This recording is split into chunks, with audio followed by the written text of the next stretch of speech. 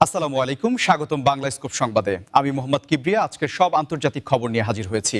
শুরুতেই জানিয়ে দিব সংবাদ শিরোনাম, তারপর বিস্তারিত। প্রত্যক্ষদর্শীর মুখে স্বেচ্ছাসেবক দলের নেতাকে গুলির রোমহর্ষ বর্ণনা। আজ থেকে এলপিজি সিলিন্ডার বিক্রি বন্ধের ঘোষণা। নির্বাচনের জন্য লেভেল প্লেয়িং ফিল্ড এখনও হয়নি তাহের। মাকে সেবা করায় ছেড়ে গেছেন স্ত্রী, আরিফুলের হৃদয়স্পর্শী গল্প। ২৯৫ ওষুধের দাম নির্ধারণ করবে সরকার, দ্রুত বাস্তবায়ন সাইদুর রহমান। আসসালামু আলাইকুম, স্বাগতম জানাচ্ছি বাংলা স্কুপ সংবাদে। আমি মোহাম্মদ কিবরিয়া। এতক্ষণ শুনছিলেন সংবাদ শিরোনাম, এবার বিস্তারিত।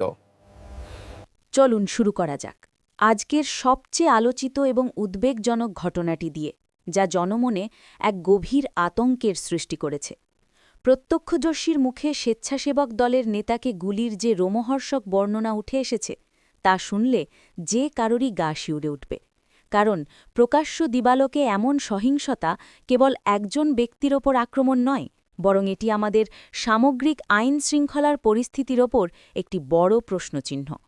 ঘটনাস্থলে উপস্থিত একাধিক প্রত্যক্ষদর্শীর মতে ঘটনাটি ঘটে অত্যন্ত আকস্মিকভাবে, যেন সিনেমার কোনো দৃশ্য চোখের সামনে ভেসে উঠল, যেখানে কেউ কিছু বুঝে ওঠার আগেই মুহূর্তের মধ্যে পরিস্থিতি পাল্টে যায়। প্রত্যক্ষদর্শীরা জানান, ওই স্বেচ্ছাসেবক দলের নেতা যখন তার স্বাভাবিক কাজকর্মে ব্যস্ত ছিলেন বা পথ চলছিলেন, ঠিক তখনই একদল দুর্বৃত্ত তাকে লক্ষ্য করে অতর্কিত হামলা চালায়, এবং এই হামলার ধরন ছিল অত্যন্ত পরিকল্পিত ও ঠান্ডা মাথার খুনিদের মতো। যিনি ঘটনাটি খুব কাছ থেকে দেখেছেন, তার ভাষ্যমতে গুলির শব্দে পুরো এলাকাটি কেঁপে ওঠে এবং আশেপাশের সাধারণ মানুষ প্রাণ ভয়ে দিগিবিদিক ছোটাছুটি শুরু করে। এক চরম বিশৃঙ্খল পরিস্থিতির সৃষ্টি হয়, যেখানে রাস্তার ধারের দোকানপাট নিমিষেই বন্ধ হয়ে যায় এবং বাতাস ভারী হয়ে ওঠে বারুদের গন্ধে। প্রত্যক্ষদর্শীর বর্ণনায় উঠে এসেছে যে হামলাকারীরা সংখ্যায় একাধিক ছিল এবং তারা মুখ ঢেকে বা হেলমেট পরে এসেছিল, যাতে তাদের চট করে শনাক্ত করা না যায়, যা প্রমাণ করে যে তারা দীর্ঘ সময় ধরে এই নেতার গতিবিধি পর্যবেক্ষণ করছিল। গুলির পর নেতা যখন মাটিতে লুটিয়ে পড়েন, তখন প্রত্যক্ষদর্শীদের অনেকেই থমকে যান। কেউ কেউ সাহায্যের জন্য এগিয়ে আসতে চাইলেও পরিস্থিতির ভয়াবহতা এবং হামলাকারীদের হাতে অস্ত্র থাকার কারণে সাহস করে উঠতে পারেননি, যা আমাদের সমাজের সাধারণ মানুষের অসহায়ত্বের এক নির্মম চিত্র ফুটিয়ে তোলে।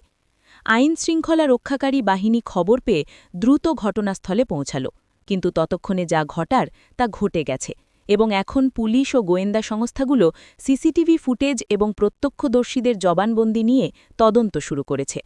রাজনৈতিক বিশ্লেষকরা মনে করছেন, এই ঘটনাটি যদি রাজনৈতিক প্রতিহিংসার কারণে হয়ে থাকে, তবে তা আগামী দিনগুলোতে মাঠের রাজনীতিকে আরও উত্তপ্ত করে তুলতে পারে।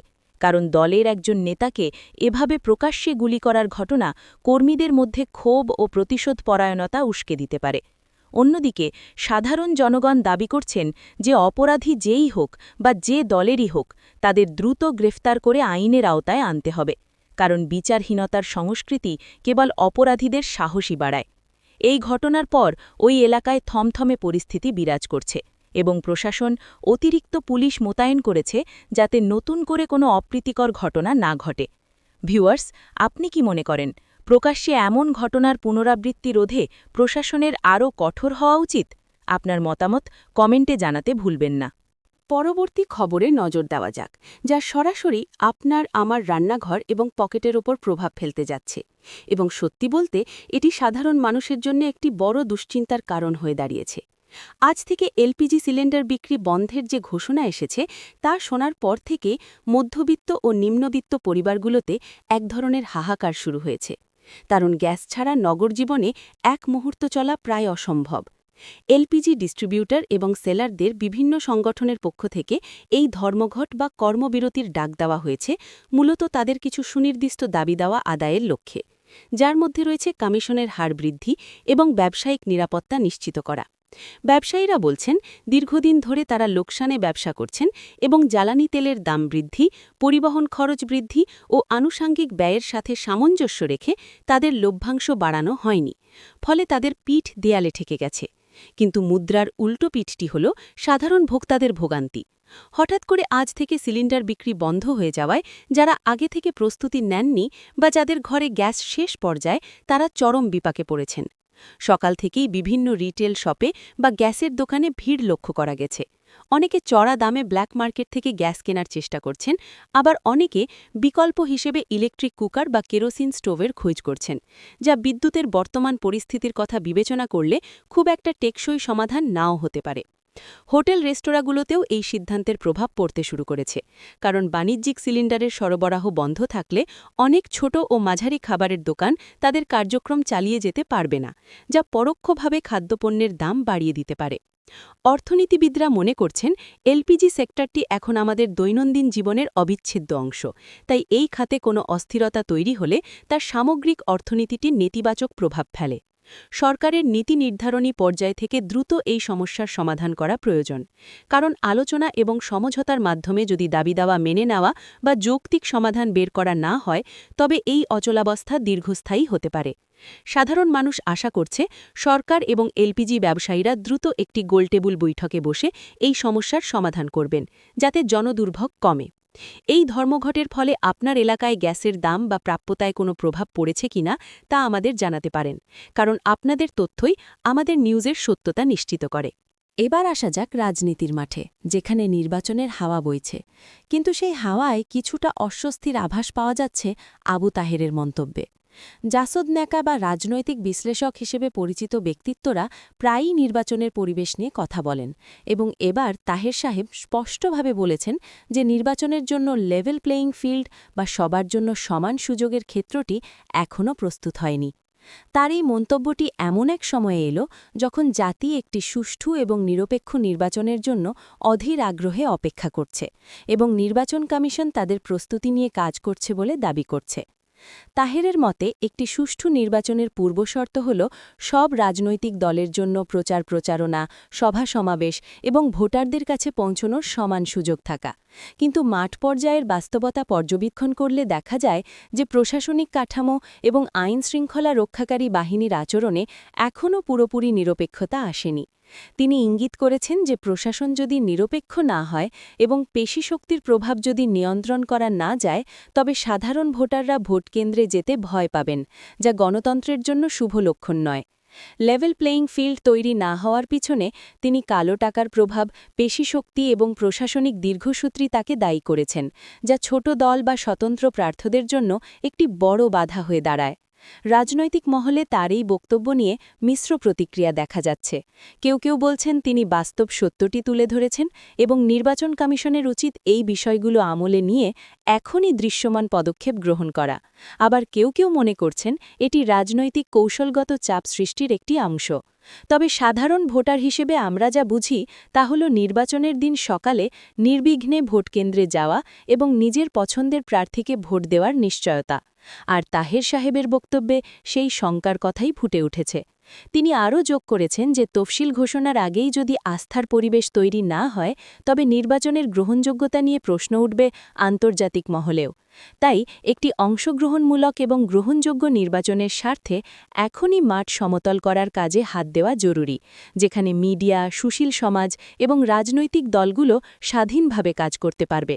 ভিউয়ার্স, আপনি কি মনে করেন বর্তমান পরিস্থিতিতে একটি সুষ্ঠু নির্বাচন সম্ভব, নাকি তাহের সাহেবের কথাই বাস্তব? আপনার সুচিন্তিত মতামত আমাদের জন্য অত্যন্ত গুরুত্বপূর্ণ।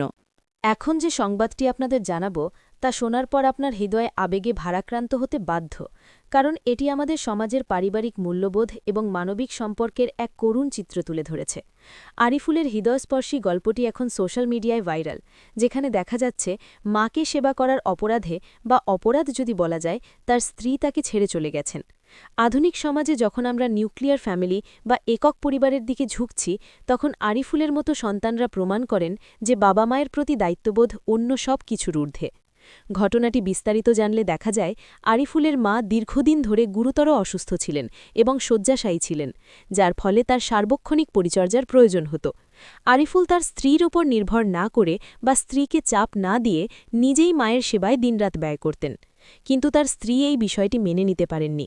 তিনি চেয়েছিলেন আরিফুল যেন মাকে বৃদ্ধাশ্রমে রেখে আসেন বা আলাদাভাবে সংসার করেন, কারণ অসুস্থ শাশুড়ির উপস্থিতি এবং স্বামীর অতিরিক্ত মনোযোগ তার কাছে সংসারের সুখ নষ্ট হওয়ার কারণ বলে মনে হয়েছিল। আরিফুল যখন মায়ের সেবা বা দায়িত্ব ছাড়তে অস্বীকৃতি জানান এবং স্পষ্টভাবে বলে দেন যে মায়ের পায়ের নিচে সন্তানের জান্নাত, তখন তার স্ত্রী তাকে ছেড়ে চলে যাওয়ার সিদ্ধান্ত নেন, যা আরিফুলের জন্য ছিল এক বিশাল মানসিক আঘাত। একদিকে অসুস্থ মা, অন্যদিকে ভেঙে যাওয়া সংসার, এই দুয়ের মাঝখানে দাঁড়িয়ে আরিফুল যে ধৈর্যের পরিচয় দিয়েছেন তা সত্যিই বিরল এবং প্রশংসনীয়। এই ঘটনাটি আমাদের সমাজের এক গভীর ক্ষতকে উন্মোচন করেছে। আমরা কি ধীরে ধীরে এতটাই আত্মকেন্দ্রিক হয়ে যাচ্ছি যে জন্মধাত্রী মাকেও বোঝা মনে করছি? সোশ্যাল মিডিয়ায় হাজার হাজার মানুষ আরিফুলের প্রতি সহানুভূতি জানিয়েছেন এবং তার স্ত্রীর সিদ্ধান্তের সমালোচনা করেছেন। তবে অনেকে আবার বলছেন যে পারিবারিক বোঝাপড়ার অভাবে এমনটি হতে পারে। মনোবিজ্ঞানীরা বলছেন পারিবারিক বন্ধন এবং সহনশীলতা কমে যাওয়ার কারণেই এমন ডিভোর্স বা বিচ্ছেদের ঘটনা বাড়ছে। আরিফুলের গল্পটি আমাদের শেখায় যে জীবনের কঠিন মুহূর্তে সঠিক সিদ্ধান্ত নেওয়া কতটা জরুরি।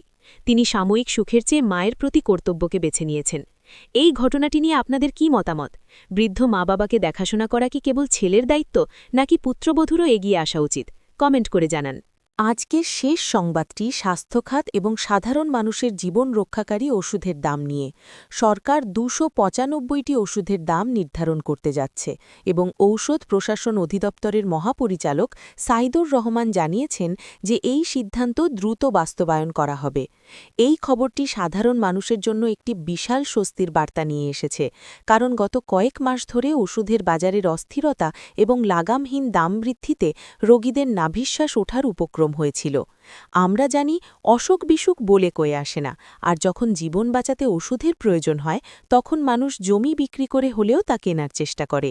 এই সুযোগটিই নিচ্ছিল কিছু অসাধু ওষুধ কোম্পানি এবং ফার্মাসি মালিকরা। সরকার যে ২৯৫টি ওষুধের দাম নির্ধারণের উদ্যোগ নিয়েছে তার মধ্যে রয়েছে অ্যান্টিবায়োটিক, ডায়াবেটিস, হৃদরোগ এবং প্রেশারের মতো নিত্য প্রয়োজনীয় ওষুধ, যেগুলো মানুষকে নিয়মিত সেবন করতে হয়। সাইদুর রহমান জোর দিয়ে বলেছেন যে কেবল দাম নির্ধারণ করলেই হবে না, মাঠ পর্যায়ে এর সঠিক বাস্তবায়ন হচ্ছে কিনা তা মনিটরিং করার জন্য বিশেষ টিম কাজ করবে এবং কোনো ফার্মেসি যদি নির্ধারিত মূল্যের চেয়ে বেশি দাম রাখে তবে তাদের বিরুদ্ধে কঠোর আইনানুগ ব্যবস্থা, এমনকি লাইসেন্স বাতিলের মতো পদক্ষেপও নেওয়া হবে। স্বাস্থ্য বিশেষজ্ঞরা সরকারের এই উদ্যোগকে স্বাগত জানিয়েছেন, তবে তারা এটাও মনে করিয়ে দিচ্ছেন যে কাঁচামালের দাম বৃদ্ধি এবং ডলার সংকটের কারণে ওষুধ কোম্পানিগুলো যাতে উৎপাদন বন্ধ না করে সেদিকেও লক্ষ্য রাখতে হবে, অর্থাৎ একটি ভারসাম্যপূর্ণ নীতি গ্রহণ করতে হবে। এর আগেও আমরা দেখেছি দাম কমানোর ঘোষণা দেওয়া হলেও বাস্তবে ফার্মেসিগুলোতে তার প্রতিফলন ঘটতে সময় লাগে। তাই এবার যাতে তেমনটি না হয় সে ব্যাপারে অধিদপ্তরকে জিরো টলারেন্স নীতি দেখাতে হবে। এছাড়া ওষুধের মোড়কে স্পষ্টভাবে এমআরপি অর্থাৎ ম্যাক্সিমাম রিটেল প্রাইস লেখা বাধ্যতামূলক করা এবং ডিজিটাল মনিটরিং ব্যবস্থা চালু করার কথাও ভাবছে সরকার। সাধারণ জনগণ হিসাবে আমাদের প্রত্যাশা এই উদ্যোগ যেন কেবল খাতা কলমে সীমাবদ্ধ না থাকে, বরং দ্রুততম সময়ের মধ্যে আমরা এর সুফল পেতে শুরু করি, যাতে চিকিৎসার অভাবে বা অর্থের অভাবে কাউকে ধুকে ধুকে মরতে না হয়। এই মহতি উদ্যোগ সফল হলে দেশের স্বাস্থ্য খাতে একটি বৈপ্লবিক পরিবর্তন আসবে বলে আশা করা যায়।